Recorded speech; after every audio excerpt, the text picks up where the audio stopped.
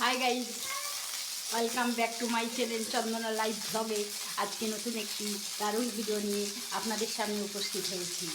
আজকের ভিডিও হলো আমাদের বাঙালির 12 মাসে 13 পার্বণ উৎকলদের পিঠে পুলির পরব সবসময় চলে। শুধু মকর সংক্রান্তি নয়, আমাদের পুরা অষ্টমীতে গড়গড়া পিঠা হয়েছিল।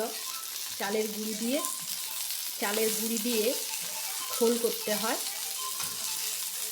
জল দিয়ে, তারপরে সেই খোলকে পাকিয়ে পাকিয়ে আমাদের চাছির পুর দিয়ে গড়গড়া পিঠা করা হয়। দেখুন, এটাকে গড়গড়িয়া পিঠা বলে, ভিতরে পুর আছে। ঠিক আছে, জলে সেদ্ধ করতে হয় পিঠেগুলোকে।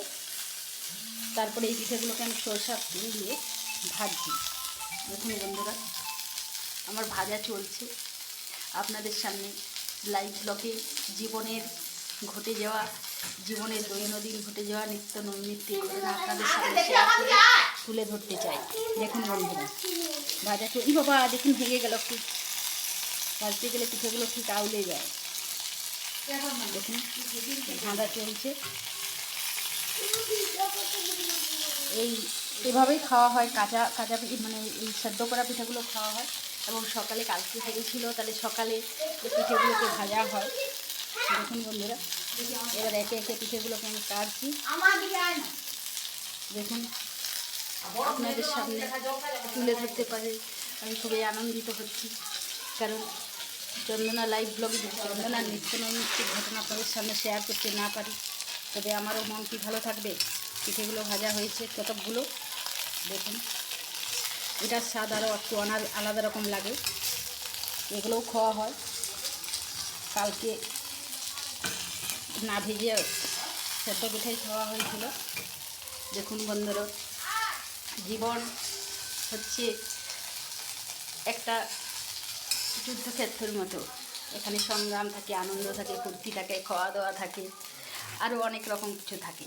ঠিক আছে, দেখুন, আনন্দ উপভোগ করতে চায় মানুষ খেতে, এবং শীতকালে বিশেষ করে উইন্টার সিজনগুলোতে মানুষ একটু বেশি খেতে ভালোবাসে আর কি। এই সময় পিঠে পুলিটা একটু বেশিই হয়। ঠিক আছে, দেখুন, এই দেখুন ভাজা হয়ে গেছে। আরও সরষার তেল দিয়ে ভাজছি, রিফাইন তেলে ভাজিনি। ঘি দিয়েও ভাজা চলে, গায়া ঘি আমাদের সহ্য হয় না, ওই কিছু না কিছু সমস্যা লাগিয়ে থাকে। আর একটু দেখুন, সামান্য সরষের তেল আরও দেবো। তেলটি চলে এলে আবার কিছু পিঠে দিয়ে দেবো। কাঁচা যে পিঠেগুলো আছে দেখুন বন্ধুরা, সরষের তেল দিয়ে ভাজা, কি সুইট টেস্ট, কি বলে বোঝাতে পারবো না। দেখুন, তেলটা আসুক, পিঠেগুলো আছে কতগুলো ভাজা হয়েছে, ভাজা চলছে।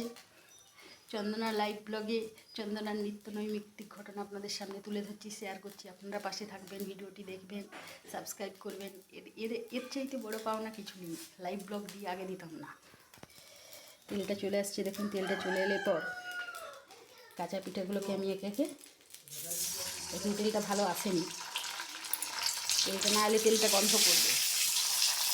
দেখুন, একটু গ্যাসের আঁচটা একটু বাড়িয়ে দিলাম, আবার কতগুলো পিঠা ছেড়ে দিচ্ছি। তেলটা চলে এসছে, দেখুন, ছেড়ে দিলাম পিঠে ভাজা চলছে। পিঠে উনুনে আজকে পেয়ে গেল। দেখুন, আরও ছেড়ে দিলাম। দেখুন, আর একটু ছেড়ে দিলাম। কতক্ষণ ওটা ভাজাটা হোক ওই পাশটা, তারপর আবার উল্টাবো। ঠিক আছে, ভাজা চলছে। দেখুন বন্ধুরা, খুব দারুণ টেস্ট। এরকম অনাবিল আনন্দ আর কোথাও পাওয়া যাবে না।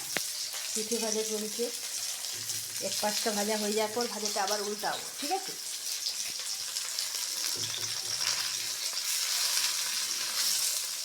ভাজাটা উল্টাবো। দেখুন বন্ধুরা,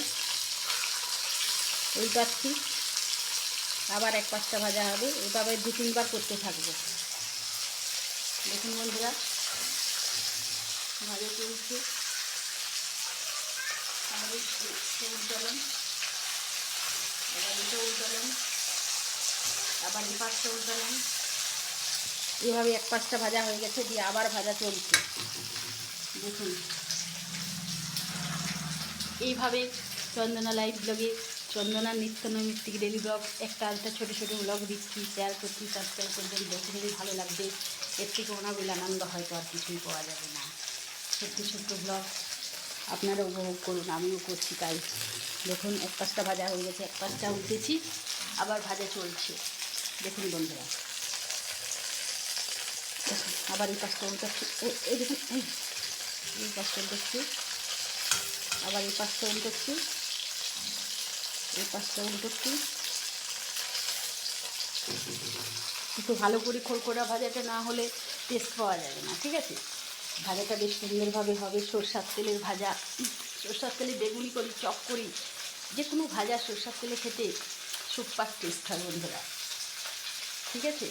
ভালো থাকবেন, সুস্থ থাকবেন, চন্দনা লাইভ ব্লগের পাশে থাকবেন, নিত্য নৈমিত্তিক ভিডিও দেখবেন, সাবস্ক্রাইব করবেন, পাশে থাকবেন।